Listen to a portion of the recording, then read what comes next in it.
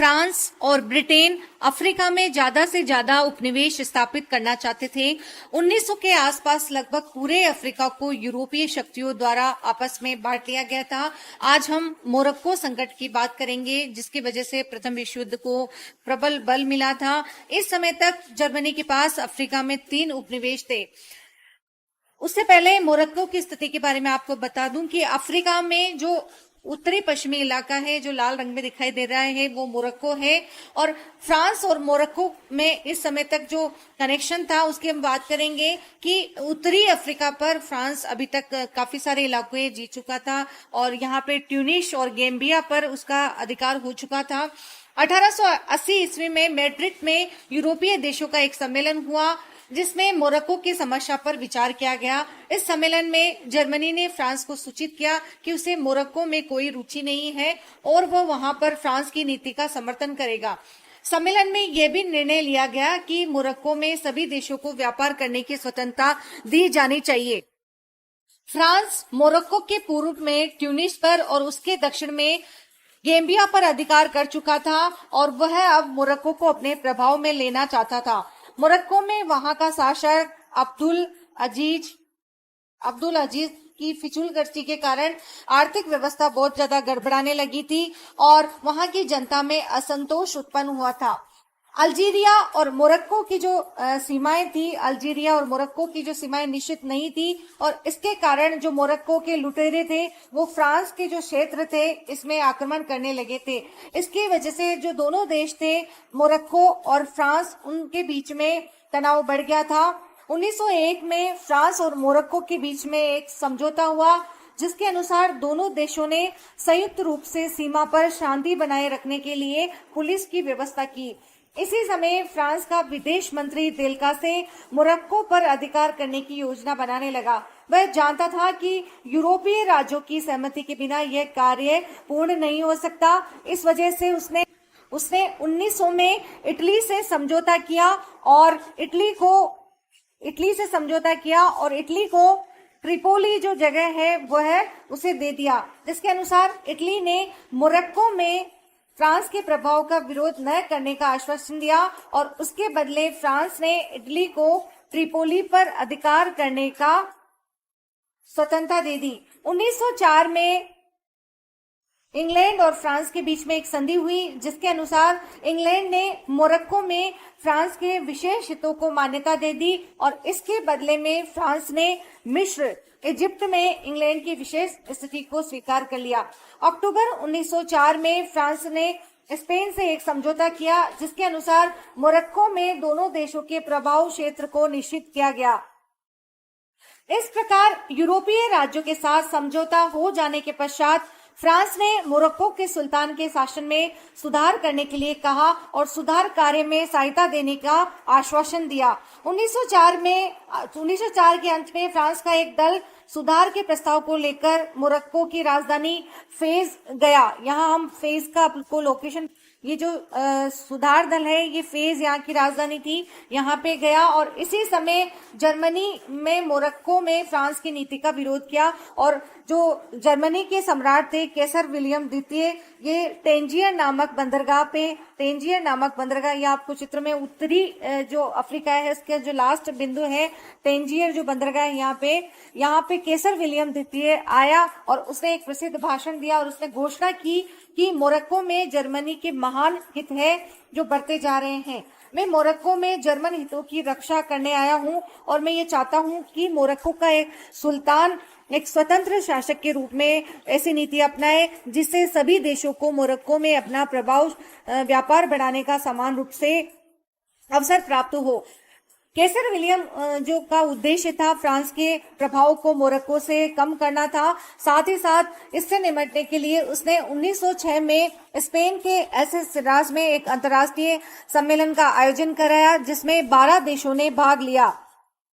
3 माह के विचार विमर्श के पश्चात एक प्रस्ताव तैयार किया गया, जिसके अनुसार मोरक्को की स्वतंत्रता की पुष्टि की गई। इसके साथ ही मोरक्को में फ्रांस के विशिष्ट हितों तथा शांति और व्यवस्था स्थापित करने के उसके अधिकार को भी स्वीकार कर लिया गया। इस प्रकार अफ्रीका के जो उत्तर पश्चिम का प्रदेश में फ्रांस ने एक विशाल साम्राज्य की स्थापना की।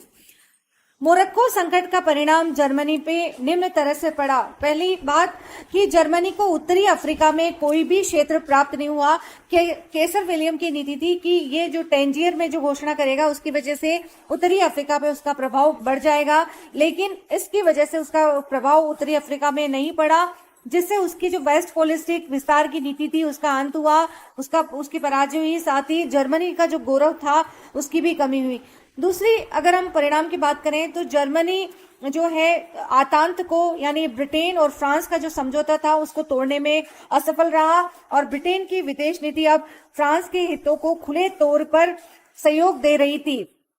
तीसरी बात, जर्मनी को अब ब्रिटेन के हितों को छेड़ने की चाबी मिल गई थी और उसे पता था कि अगर नौसैनिक वार जो नौसेना अटलांटिक ओशियन में अगर वो करेगा, अपनी नौसेना का विस्तार करेगा तो ब्रिटेन इसके खिलाफ आएगा। इस वजह से उसे एक तरह से दूसरी चाबी मिल गई थी और उसने आगे जाके 1911 में इसका भरपूर फायदा उठाया। प्रथम मोरक्को संकट 1906 में खत्म हो गया, लेकिन उसके बाद दूसरा जो संकट है उसकी हम बात करेंगे, ये आया 1911 में। ये आप यहाँ पे मानचित्र में अगादियर जो जगह देख रहे हैं, ये 1911 का अगादियर संकट कहलाता है। मई 1911 की बात करेंगे हम। मई 1911 में फ्रांस ने एक सेना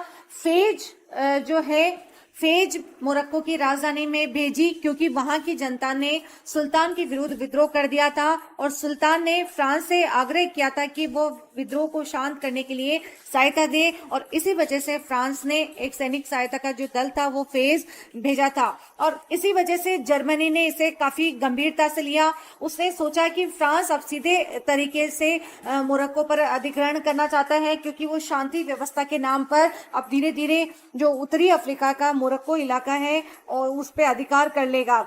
इस वजह से जर्मनी ने एक गनबोट जहाज पेंथियर को अगादियर नामक स्थान पे खड़ा कर दिया और उसने फ्रांस पे दबाव डाला कि और यह सोचा कि फ्रांस इसके बदले में अफ्रीका में उसे कुछ क्षतिपूर्ति के रूप में क्षेत्र प्रदान कर देगा। अगादियर अटलांटिक महासागर में मोरक्को का एक छोटा सा बंदरगाह है और यह जो उसकी गनबोट नीति थी उसकी जो जनता थी उसने भी इसका समर्थन किया। जर्मनी अपनी मांग के प्रति काफी आशान्वित था। उन्होंने पूरे फ्रेंच कांगो की फ्रांस से मांग की, लेकिन यह गनबोट पॉलिसी द्वारा ब्रिटेन से सीधे उसके हित टकराने लगे, क्योंकि यहाँ बात नौसैनिक अभियान की आ गई।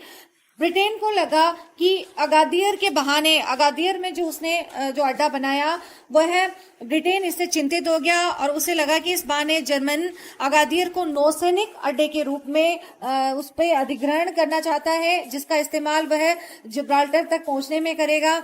इससे वह भूमध्य सागर और अटलांटिक सागर में उसके प्रभाव क्षेत्र में बढ़ा लेगा और ब्रिटेन के जो व्यापारिक हित थे उसको नुकसान पहुंचेगा।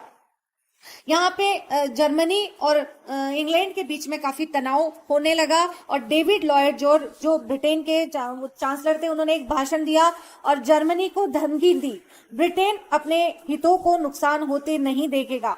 अब जो ये पूरा घटनाक्रम था, जो फ्रांस और जर्मनी के बीच में जो ये संकट था, जब ये भाषण दिया गया डेविड लॉर्ड जॉर्ज के द्वारा, तो इस भाषण ने फ्रांस जर्मन प्रतिस्पर्धा को बदलकर ब्रिटेन जर्मन प्रतिस्पर्धा में बदल दिया और यह संघर्ष तब खत्म हुआ जब जर्मनी द्वारा क्षतिपूर्ति के रूप में 2 टेरिटरी फ्रेंच कांगो में दी गई फ्रांस के द्वारा।